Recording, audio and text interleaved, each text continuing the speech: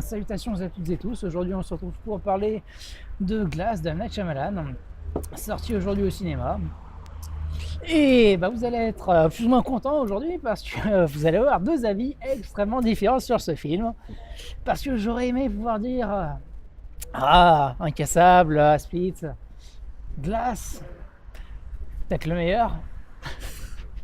Mais malheureusement, non, pas du tout. Je trouve que ce film, c'est une sombre merde. Histoire d'adoucir un peu, je vais laisser mon collègue dire son avis, parce que lui, il a beaucoup aimé, et après, j'irai y cracher dessus bien comme il faut derrière. Alors, donc faut savoir un truc, c'est que moi d'abord j'ai vu Split, ensuite j'ai vu Incassable, et après j'ai vu Glass, le dernier volet de la trilogie. On peut dire que Shyamalan a fait son Marvel Cinematic Universe, en quelque sorte. Le fait est que Incassable, je l'avais trouvé excellent au niveau de l'histoire, l'interprétation, etc. Split, j'ai trouvé aussi très très bon. James McAvoy, moi, il m'avait vraiment bluffé dans ce rôle. Les twists de fin, voilà, ça m'avait bien, ça m'avait bien plu. Et Glass, en gros, ça nous suit l'histoire d'une psychologue qui arrive à regrouper, on va dire, tous ses œufs dans le même panier, puisqu'on retrouve Elijah Price, on retrouve David Dunn et Kevin, suite à, suite à un événement où en gros ils vont se retrouver tous les trois enfermés dans un asile psychiatrique. Là, le film se concentre en huis clos, on apprend différentes révélations. Malheureusement, je vais être obligé de commencer une session spoiler parce que je vois pas comment je pourrais parler de ce film sans spoiler. Je vois pas trop ce qu'il y a à spoiler, comme il n'y a pas trop de scénario. T'es très marrant. Mais non, il faut pas le prendre comme ça parce que Shyamalan, son but c'était de nous construire un monde de super-héros, mais en même temps déconstruire le mythe. C'est-à-dire qu'en fait, il nous fait croire que ce sont des super-héros, ils sont dotés de capacités physiques extrêmement puissantes. Il y en a un qui est incassable, qui est très très fort. L'autre, à peine tu le touches, il se casse en deux. Et l'autre qui est complètement taré, qui se transforme en mec super fort suite à ses paranoïas et sa schizophrénie. Donc je trouvais ça vachement intéressant. Après, le film se concentre donc sur les trois antagonistes. Ça nous apprend des révélations. On apprend du coup, attention là je vais spoiler à mort, que du coup le père de Kevin a été tué dans l'accident de train provoqué par Elijah. Donc en fait tout est lié. Bref, il va m'énerver. Et après, le film se concentre là-dessus, une petite partie du film.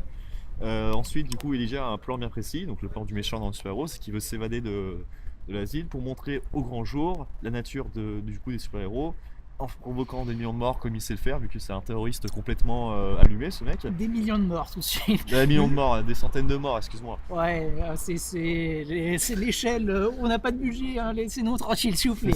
On va essayer d'acheter des traits méchants, oulala. Donc, pour en revenir à ce que je disais, il va décider donc de sortir de l'asile. Je crois que j'ai envie de dire prison, mais en fait non, c'est un asile psychiatrique. De l'asile psychiatrique avec donc Kevin, hashtag la bête, et propose à David du coup de les arrêter. Ce qui va donner un concours de circonstances où on apprend bim bam boum à la fin du film. Ça, j'ai trouvé ça complètement débile. Qu'en fait, ce n'est pas une psychiatre, mais en fait, elle fait partie d'une organisation secrète qui en fait décide d'éradier les gens d'éradier, de détruire les gens qui se prennent éradiquer pardon, les gens qui se prennent pour des super-héros. Et voilà, ça tombe un peu comme un cheveu sur la soupe, mais en termes de twist, moi je trouvais qu'elle était tout sympa. Et forcément, moi dans l'histoire, je me suis attaché au personnage, et dans le film, ça avance, ça veut te faire croire qu'ils vont réussir leur plan, et finalement, Bruce Willis, hashtag David, meurt noyé. Ça, je vais tellement en parler, ça vous avez même pas idée. Il meurt noyé, comme ça avait été annoncé dans les autres films. Il a peur de l'eau, et puis il meurt noyé. Et après, Elijah. Attends, comment il meurt déjà? Je me rappelle même plus, je viens de voir le film. Ah non, oui, voilà, tous ses os se brisent. Et ensuite, il meurt, voilà, c'est ce qui se passe dans le film. Et Kevin se prend une balle, et on a le droit à un petit monologue sur ses différentes personnalités avant qu'il ne succombe à la mort, parce que sa copine, enfin celle qui a survécu aux eaux, comment elle s'appelle déjà? Natalia Lovejoy, Ouais. l'actrice, ouais. super belle au passage. Voilà. Et non, mais moi, sur une échelle de 1 à 10, moi, je lui mets un petit 8. Moi, je l'ai trouvé très très bien. Et bah oui, 8. Oh la vache. Et bah voilà, vous avez deux avis opposés, un qui a adoré le film et l'autre qui a détesté. Maintenant, je te laisse en parler. Bon. Alors, parlons catastrophe. Alors, bon, déjà, donc, Incassable, voilà. Comment gâcher un concept énorme en faisant du petit joueur pas possible. Attends, en termes de mise en scène et tout, et effet de caméra, c'est quand même assez ouf. Oui, ça d'accord, ok, génial. Le vert c'est sa couleur à lui et le violet c'est la couleur de Elijah. Et il a inventé une troisième couleur, mon dieu, mais ouais, si tu vas chercher autant d'idées, le jaune pour Kevin. Waouh, 3 couleurs, mais quelle ambition! Ah là là, bon ok, donc alors, histoire de cracher le plus rapidement possible dessus en étant le plus clair. J'ai trouvé ça. Il y avait du potentiel, encore une fois, c'est pour ça que ça me fait autant rager. Comme Incassable, il y avait un potentiel énorme. Là, on arrive, il est plus ou moins devenu enfin un super-héros. Enfin, pas super-héros, mais plus du style justicier de l'ombre. Un vigilantes, comme ils disent. Sauf que donc, il se fait choper quand il arrive à choper la bête. Et du coup, il finit à tes souhaits, Merci. à l'asile, avec donc les deux autres. Donc il nous instaure un suspense super bien, en mode est-ce que vraiment c'est des super-héros ou alors est-ce que c'est finalement des êtres humains classiques en trouvant des bonnes explications aux différentes possibilités qui sont passées. Donc une piste de le film de super-héros, je me torche avec. Et en fait, le film n'a rien d'extraordinaire, ce qui est une déception monstrueuse en soi.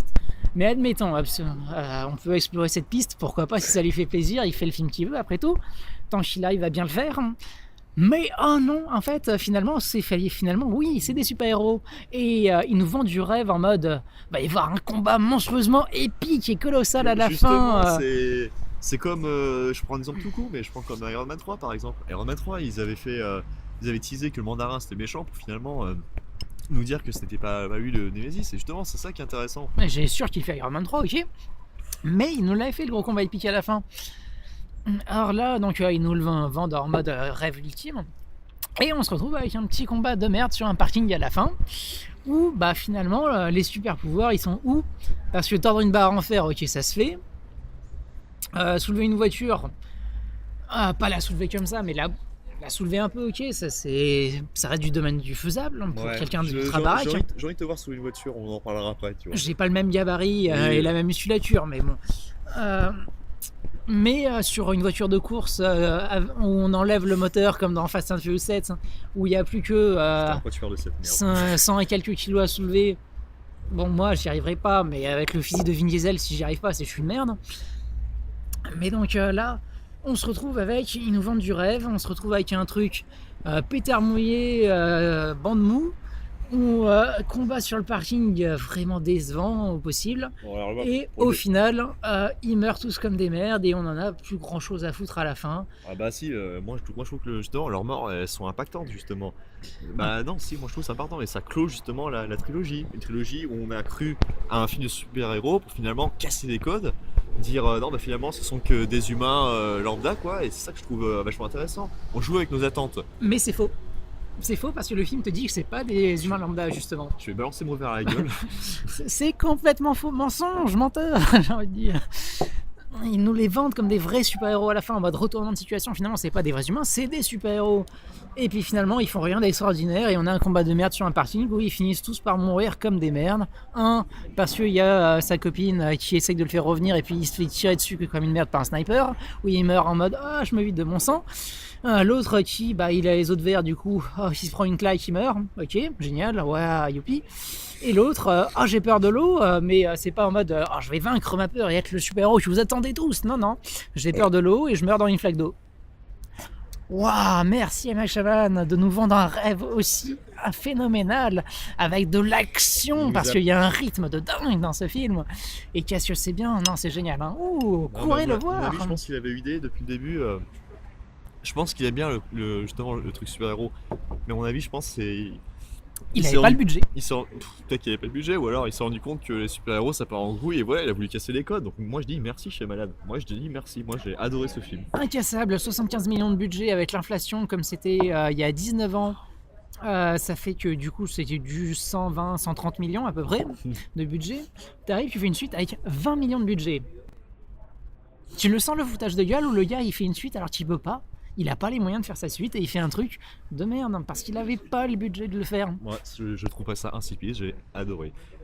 J'ai pas dit que c'était insipide, j'ai dit qu'il y avait du potentiel, qui se torche avec et qui nous fait un truc de merde à la fin. Alors quelle note tu pourrais lui attribuer à ce genre de film? Sur une échelle de 1 à 10. Bon bah parce que là je suis rageux, mais si je suis complètement objectif hein, et que je reconnais ses qualités de réalisation et qu'il y a quand même du gros casting et que... Ah bah oui, forcément, oui. Oui, James McAvoy est excellent. Je lui donne quand même du 2 étoiles, donc du 4 sur 10. Ouais. Mais personnellement, Parce je l'aurais que, mis ouais. beaucoup moins parce que... non, marre. Ouais, C'était pourri. effectivement. Merci. Ah, c'est pas grave, c'est pas grave. Donc non, et puis après il y a un autre twist qui arrive à la fin du coup, un twist au-dessus du twist. Où finalement en fait on apprend que Elijah avait un plan, c'était de diffuser l'organisation. Mon Dieu, un plan. Il a diffusé au moins sur l'organisation, donc en gros Regardez, il y a quelqu'un qui est un peu plus fort que la normale. Hein. Mon Dieu, les super-héros existent. Ah bon? Non, moi je vois ça, je dis... soit il y en a qui à 80% qui vont dire fake, et 20% qui disent je m'en fous. Il y a 0% qui vont dire mon Dieu, les super-héros existent. Non, c'est bidon. Enfin bref, moi je reste sur ma note, moi j'ai beaucoup apprécié le film. N'hésitez pas à dire ce que vous avez pensé dans les commentaires si évidemment vous avez vu le film. Non, moi je reste là-dessus, moi j'ai bien aimé, j'ai bien apprécié, et voilà, je suis intransigeant. Tu n'es qu'une langue de pute, mon cher. Oui, mais je l'assume totalement cette langue de pute parce que non, tu peux pas vendre du rêve et puis arriver avec un truc pareil à la fin. C'est malhonnête. Ce film est malhonnête, mal fait, et n'arrive pas aux bonnes conclusions à la fin. Moi, je trouve pas ça malhonnête, je trouve ça génial, absolument génial. Shyamalan, pour moi, est un grand réalisateur. Il a fait des films juste complètement ouf.